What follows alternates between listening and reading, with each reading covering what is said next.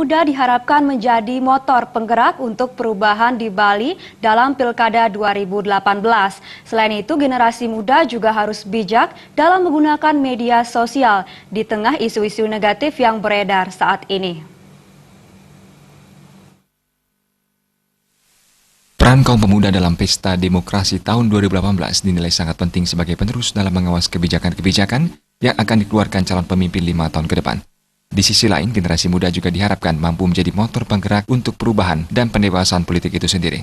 Menyikapi isu-isu perpecahan di masyarakat dengan semakin gencarnya berita di media sosial, generasi muda harus bijak dalam menerima informasi yang beredar.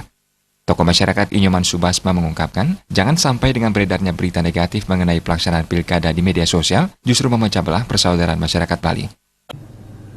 Kami juga mengharapkan pemuda itu bisa menjadi motor penggerak untuk perubahan itu sendiri. Dalam kata lain itu adalah bisa menjadikan pendewasaan politik itu sendiri.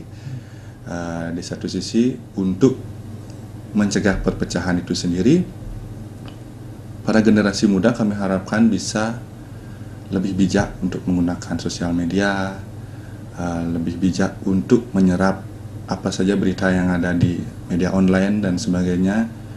Dan pesan kami juga untuk generasi muda itu sendiri adalah kita itu bersaudara. Jangan sampai pilkada ini memecah persaudaraan kita.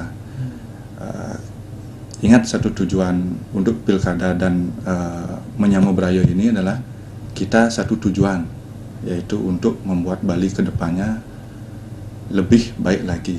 Pihaknya juga berharap agar calon pemimpin Bali ke depan dapat meningkatkan sumber daya manusia yang ada, terutama dalam memberikan pelatihan-pelatihan dan juga permodalan, sehingga dapat meningkatkan ekonomi di Bali selain dari sektor pariwisata. Andika, Bali TV.